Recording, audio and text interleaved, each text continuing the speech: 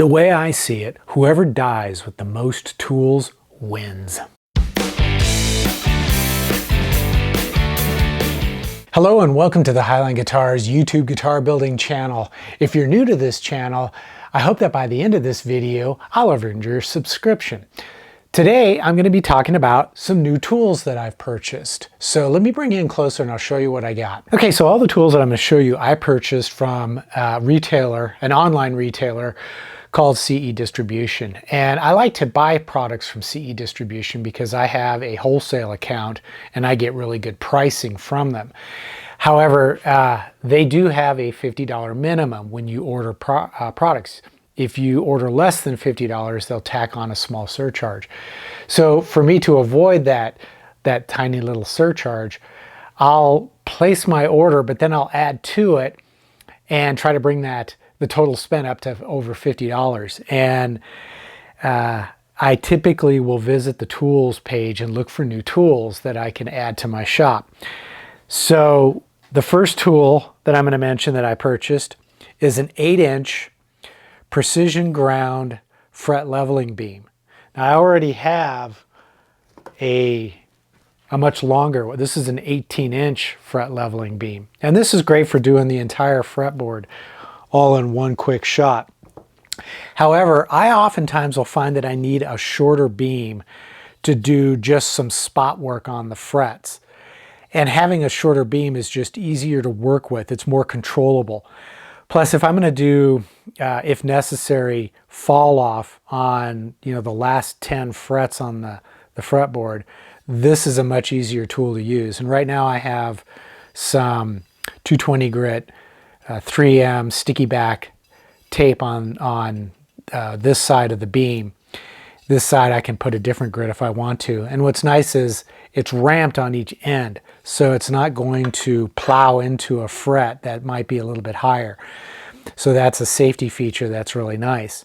And it's a good weight of steel. It's not a lightweight material. It's got some good weight to it. So really all you have to do is just use the weight of the block itself to do the work. Now next up, I decided to go ahead and invest in a fret puller.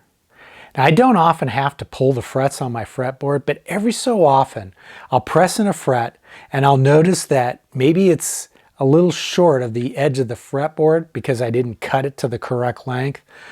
Or maybe something went wrong in the installation and it's not seated correctly. What I'll do is typically I'll grab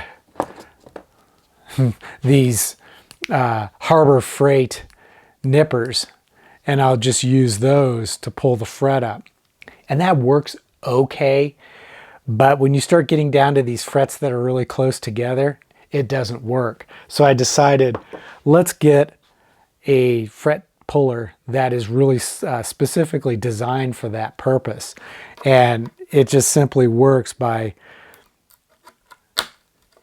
popping it in like that, and it does a pretty good job of pulling the fret out. Now I recommend when you're going to pull frets that you take a soldering iron and put the tip on the top of the fret and heat it up, because if you don't know how the frets were installed, there may be glue, and using that heat will break the bond of the glue.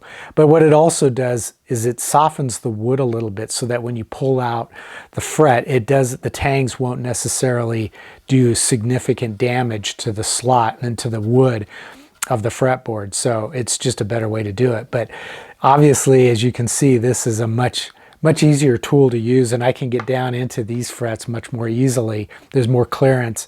I have more room to work with, so I don't have to worry about trying to get one of these upper frets removed if clearance is an issue. The next tool that I purchased is a string cutter, and this is from Dunlop. Over the years, I have collected so many different kinds of cutters. But really they're intended specifically for either cutting fret wire or cutting electrical wire. They're not really intended for cutting guitar strings. And sure, I know most people out there will use just an ordinary set of wire cutters because that would seem to be the way to go. However, when you use regular wire cutters like this, when you cut the end of the string, it will leave an edge that is pinched, and it just looks bad. You know, and I suppose it might be a comfort issue if you're working up around the tuners, you know, if your hand or fingers hit it, but it just doesn't look good. So, you know, that's one of those things where if you see a string that's been cut, pinched off like that, that's just a sign that whoever worked on the guitar is trying to cut corners and not use the proper tools. So that begs the question, are they using proper tools for the other work that they're doing on a guitar? And it's possible they aren't. So I figured I would go ahead and invest in a nice set of purpose-made string cutters. And these do a pretty good job. This is a 56 gauge wound string, and it takes no effort to cut the end off that string, and it leaves a nice, flat, smooth cut. There's no pinched, sharp edges on it. So that's really the main reason why I decided to invest in that, is so that I would get a better quality cut. And this is a 13 gauge string, and it does pretty much exactly the same thing. There's just no effort whatsoever in cutting it. It's a nice sharp tool. All right, so the next tool that I'm going to show you is my Dr. Duck's Power Winder. Now, I've got tons of string winders in my shop. I think, you know, it seems like every drawer I open, I've got a couple of these things sitting in them. So I had always thought it would be kind of cool to have a power one, and the way it works is you simply put it into a drill. Then you set the drill for the power screw driving function rather than the power drilling function, because that goes super fast and can cause all kinds of problems. But then you just put it on the tuner, and voila.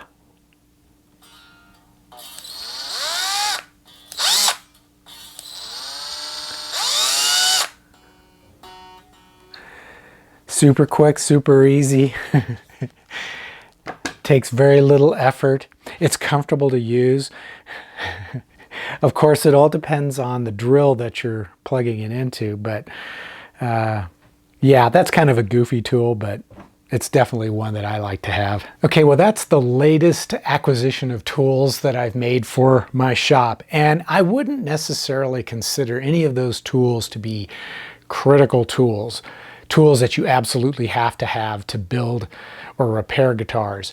But they definitely make the work easier. But more importantly, the results are more professional. And that to me is really important. So I hope that you've enjoyed this video, and there will be links in the description below for all the tools that I purchased. So until the next episode, as always, take care, stay safe, and I'll see you soon.